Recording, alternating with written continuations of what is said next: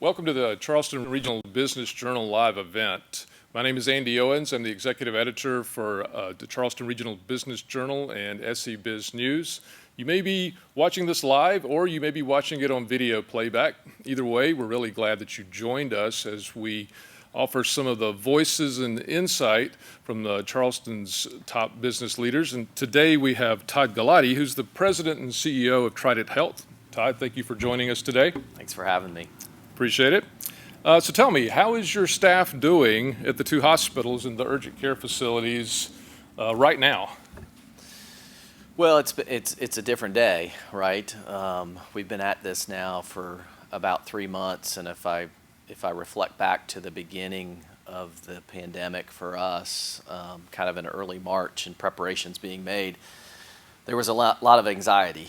You know, we were testing our mission statement. Above all else, we're committed to the care and improvement of human life, and that's kind of enveloped us throughout this crisis. We've gone back to that and leaned on it. That anxiety has dropped off dramatically. Once we took care of that first COVID patient, and the patient did well, and we tested the policies and procedures that we had put in place prior to that patient arriving. The anxiety just really reduced, and it's continued to reduce. We're not letting our guard down, but our staff is ready for anything. And we also learned a lot more about PPE and trusting that personal protective equipment. We also learned a lot more about the disease, and we learned that we had the capability and the capacity, because that was a big concern back in March for all hospitals through the nation. Once this started, are we going to have enough ventilators? You know, and there was a lot of media attention around ICU beds and obviously testing. So we've worked through a lot. As I look back today, our staff's good. They really are, and fortunately, our hospital has kind of gotten back to normal volume patterns, and we're not having to ask staff to work in a different area, or ask staff to stay home today, or kind of jockeying patients and staff around. All of that has really gone by the wayside. It's good to hear you're back to a new normal. Yeah. Do you think this outbreak is going to help accelerate the adoption of telehealth and telemedicine? Yeah, I mean, it clearly has. We're hearing from our medical staff, our physicians, that telehealth has been a godsend during this time period. And I myself signed up for a telemed visit with my primary care physician during this time. It was about 3 weeks ago, and had the option of coming into the office or using telehealth. And not that I was fearful of going into the healthcare environment. I'm in it every day, but it was just more convenient than traveling 10 minutes and maybe waiting a little bit for the physician. Basically, the physician called me. That's kind of cool. Yeah.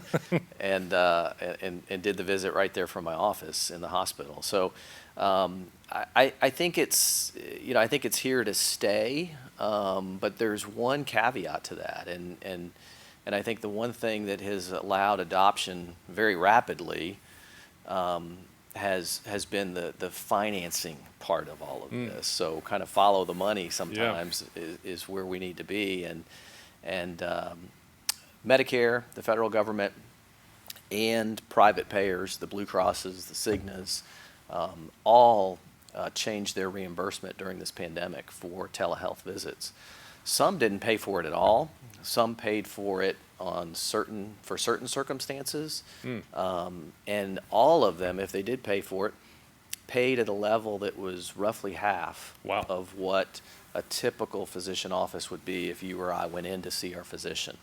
So the technology is expensive. There's still overhead for that physician. There's still office staff that needs to be there, and to think that you're going to get half the money for the same product, the same service, it just wasn't economically feasible for physicians to jump in with both feet. So they jumped in because the reimbursement went up to even with a regular office visit. Now we're seeing that insurers, including Medicare, are going to dial that back. And will it go back to half? We don't know. Will it go back quickly? We're not exactly sure, but it looks like over the course of the summer and the fall, early fall, most insurance companies are going to pay for it at that same office visit level. So patients, will have that convenience over the next couple of months, but it may dramatically change. Yeah, very, very interesting. Once the outbreak is under control, do you think doctors and nurses are going to see their jobs a little differently? Do they feel a little differently about their jobs having gone through this? Yes. I mean, you don't go through something like this without seeing your job differently. And I think what has been heartwarming for me to see has been to see the healthcare profession put back up on that pedestal where it belongs, frankly. We take our health for granted oftentimes. Our caregivers are there any time of the day. Some are on call, some give up vacations, they get called back in, they work in a stressful environment, and they should be, and they show a lot of compassion, and so they should be elevated. But we took that for granted a little bit, Mm-hmm. and it was really just eye-opening. Every single day we had a business or an organization, nonprofit, reach out to us and say, what can we do inside the hospital to show our support? And we had meals being delivered. We had thank you notes. We had one 12-year-old girl who spent weeks filling out thank you notes Wow. and attaching those to plants that she got donated from Home Depot and Lowe's, I think, and giving them to our staff at the front entrance as they came in. I mean, it's so yeah, I think our staff is thinking about their job differently. It was uplifting for them, and hopefully that doesn't wane too much.